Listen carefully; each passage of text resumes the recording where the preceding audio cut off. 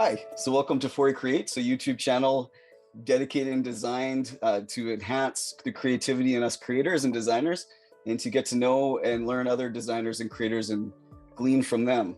And so anyway, so I'm happy to, and we have the privilege of being with my friend, Mitch Ludwig, who attended the same program I'm actually attending at Selkirk College in Nelson, BC, the Digital Arts program. And so I'm really curious to see what he's been up to and share that with all of you. So let's begin just with just some fast, rapid, creative questions, just to get our juices flowing and just to see, kind of give us an idea of a little bit of Mitch and what he likes to do outside of work. So let's get going. So your favorite genre, like for entertainment, an entertainment genre? Right now, like, I don't know if you consider it a genre, comic book movies. I'm just way too obsessed with them right now. So I guess action, comedy, Marvel, yeah, Awesome. just all of it. Okay, let's go. Favorite superhero?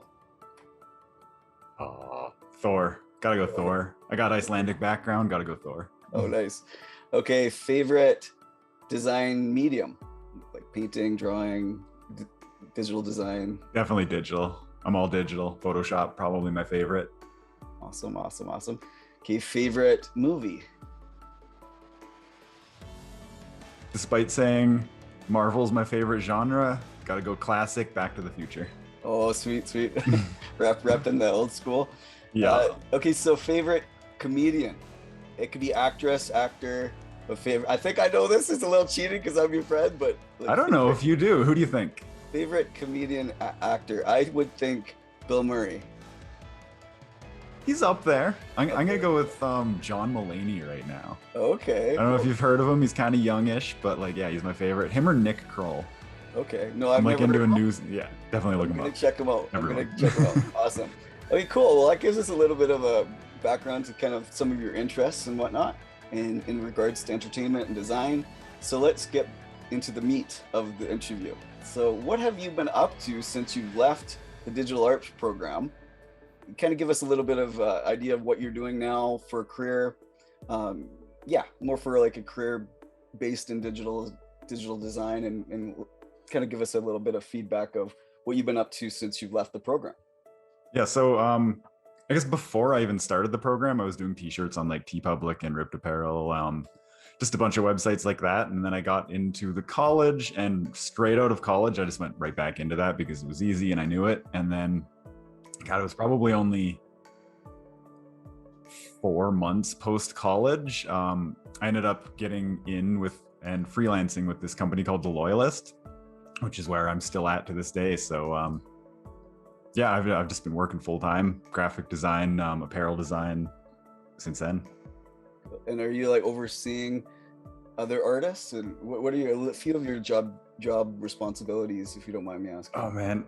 Okay, so I'm gonna try and figure out a way to describe my job. It's very interesting. So I guess to describe what I do, I have to describe my job quickly. And I guess we're a brand platform specializing in commerce.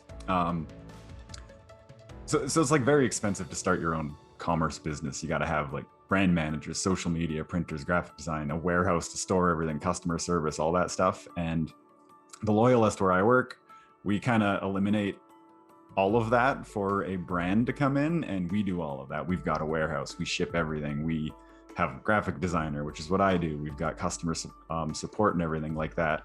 So we partner with companies that have a vested interest in trying to sell something through having their own sort of internet presence or fan presence, and we partner with them and produce all of their stuff. And where I come in is I'm the art director for the company. I oversee everything graphic design related, from branding to what goes to print to what goes on their social media, everything like that. And we do have some people that work under me when it gets like really busy, but mostly it's just this guy. That's what I do. I do t-shirts. I put throw hats out there for celebrities to wear and for companies to wear. It's really neat job. I somehow landed like dream job straight out of college. It looks like you have fun with it, just from knowing you outside of school. It looks like you're having a blast, and I'm sure there's some hard things with it and easy things, but overall, it just seems like you're having just a great time. And we're doing actually a multi-dimensional design course in our semester this right now currently. And so you never know. I think Kevin might want to use teaching the course this year. Oh, that's cool. Instead of Nicola. And so, yeah, he might think this is neat too. So anyways, Nice. so let's move on to, it's kind of like a linked question based on the fact that you had done the digital arts program, finished the digital arts program, like I was mentioning before at Selkirk College. And so what are some of the key concepts that you learned that you were surprised that, oh, you know what, I didn't know I'd use this as much as I am? And some of the things, yeah, some of the key concepts that you would maybe encourage us to just Yeah, it's funny because like what I just referenced to, I started t-shirts before I started college, and here I am kind of doing the same thing after. So it's almost like, did you even learn anything in college? But no, I totally did. Without the things that I learned in college, I would not be doing the job I do right now. And specifically, like even while I was in college, I'm sitting here doing the InDesign course and stuff, and doing magazine layouts and stuff like that. And I'm like, man, am I ever gonna need this? And here I am using InDesign like every single day, laying out like project decks for different people. And like, that's how you show everybody things through email. You just send like a little project deck that I do in InDesign. And yeah, the stuff I learned in InDesign, and straight from Marion there specifically, and then from Daryl teaching us like hierarchy and where to place things, and like his like drilling us with like font choices and font placement and everything. I use it all. Like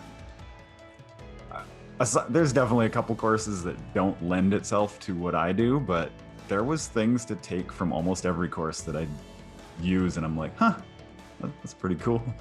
Yeah, that's cool.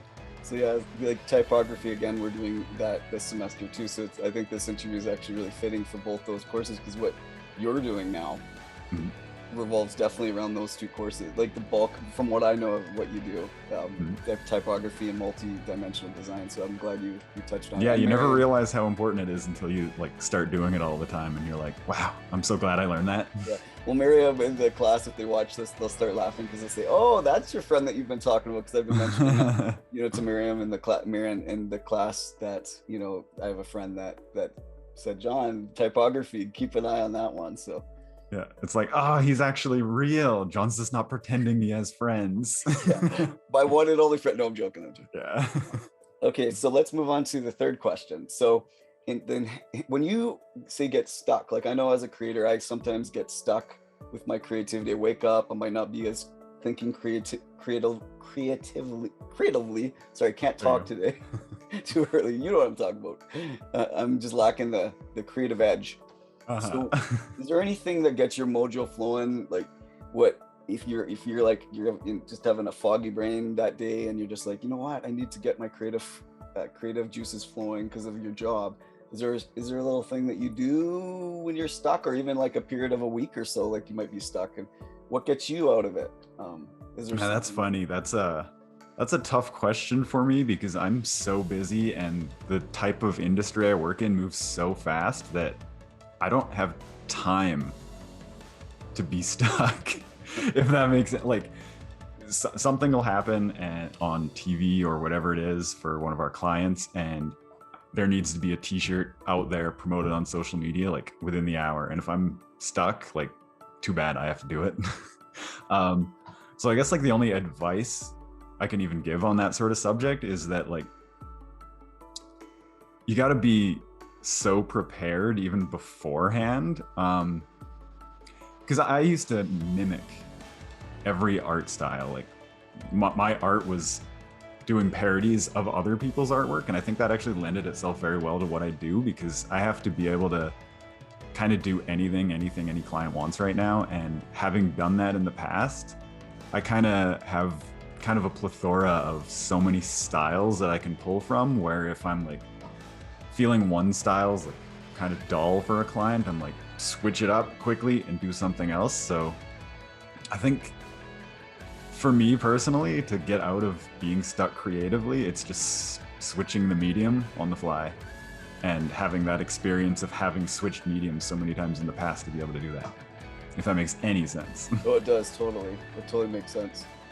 Now, moving on to like like, let's just talk right now, because I find that for all of us creators, but especially for creators that are full-time in the industry, Mhm.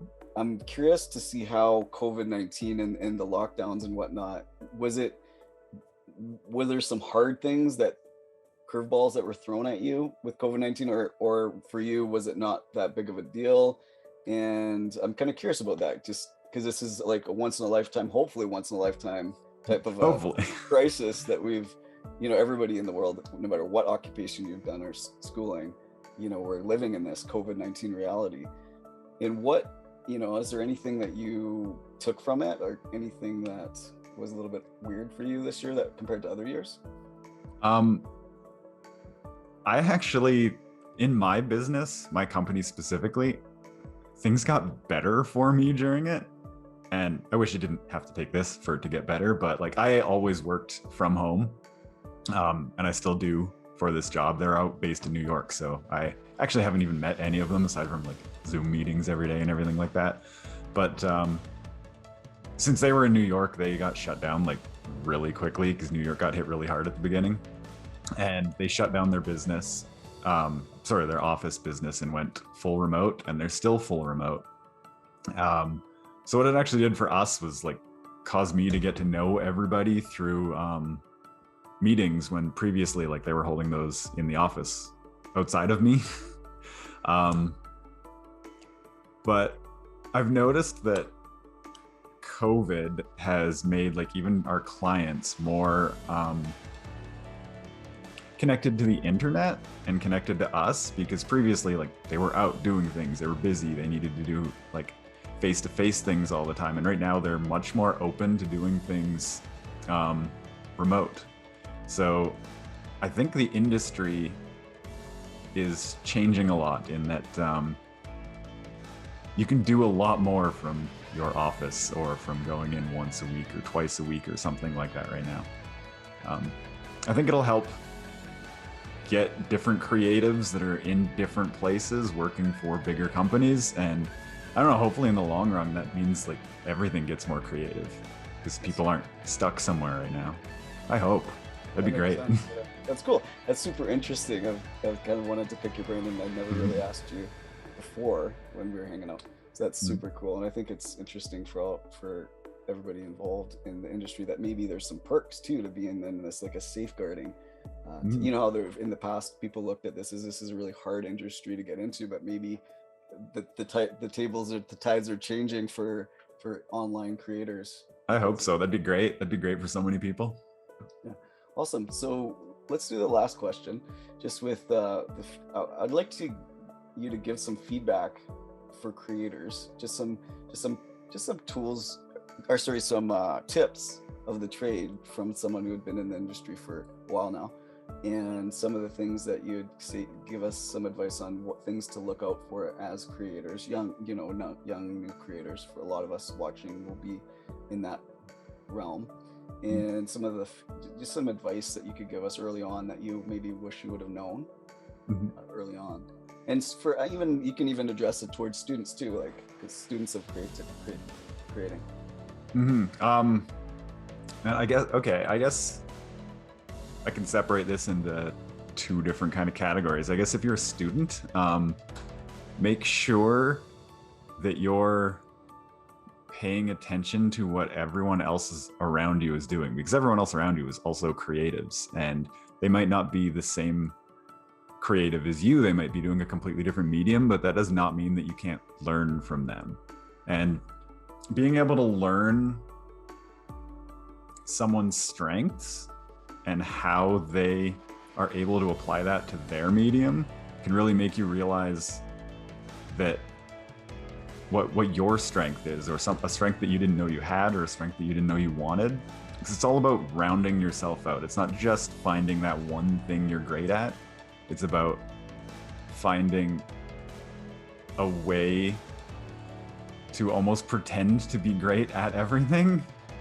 Because honestly, I don't think I'm not the best at any one thing, but I'm good at enough things that it got me a full-time job, and ideally a job for the rest of my life.